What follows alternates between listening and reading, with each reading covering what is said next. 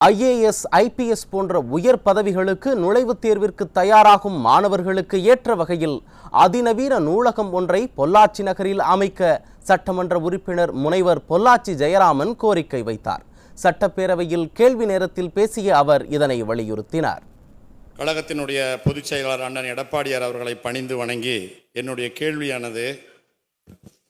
பொள்ளாச்சி நகரம் மிக புராதனமான நகரம். நீங்கள் இப்போது கட்டணம் கட்டி கொடுக்கப்பட்டிருப்பதாக சொன்ன நூலகம் 1952ஆம் ஆண்டு தொடங்கப்பட்டது. கட்டிடம் பழுதடைந்ததால்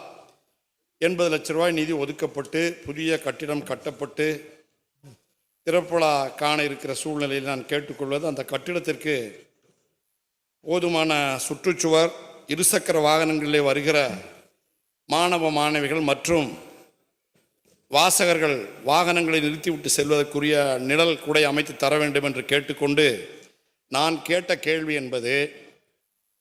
பொள்ளாச்சி நகர வீட்டு வசதி கூட்டுறவு வீட்டு வசதி சங்கத்தின் மூலம் A colony, B colony, C colony, D colony என்று 4 காலனிகள் அமைக்கப்பட்ட போது சரியாக 62 சென்ட் நிலம் நூலகத்துக்கு தானமாக வழங்க வேண்டிய நிலத்தை சாலைகள், விளையாட்டு மைதானம், பள்ளித்துறை ஆகியவற்றிற்கு நகராட்சிக்கு ஒதுக்கும் போது தவறுதலாக 62 சென்ட் நிலத்தை நகராட்சிக்கு ஒதுக்கிவிட்டார்கள். இங்கே நகராட்சி நிர்வாகத்துறை அமைச்சரும் இருக்கிறீர்கள், பள்ளிக்கல்வித்துறை அமைச்சரும் இருக்கிற 2 பேரும் பேசி அந்த 62 சென்ட் நிலத்தை மீண்டும் நூலகத்துறைக்கு மாற்றி, எப்படி திருச்சியில் பெரிய நூலகத்தை இன்றைக்கு நீங்கள் திறந்து வைத்து விட்டு வந்திருக்கிறீர்களோ அதே போல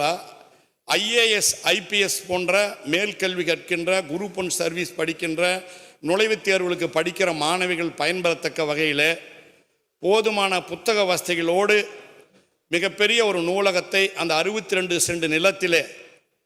பொள்ளாச்சி நகராட்சியிடம் தவறுதலாக ஒப்படைக்கப்பட்ட, கூட்டுறவு வீட்டு வசதி சங்கத்தினால் தவறுதலாக ஒப்படைக்கப்பட்ட நிலத்தை பெற்று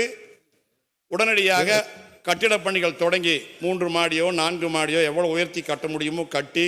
சிறப்பான ஒரு நூலகத்தை பொள்ளாச்சி, ஆனமலை, வால்பாறை, கிணத்துக்கிடவு, குடிமங்கலம் போன்ற சுற்று வட்டார பகுதி மக்கள் அனைவரும் பயன்பெறத்தக்க வகையில்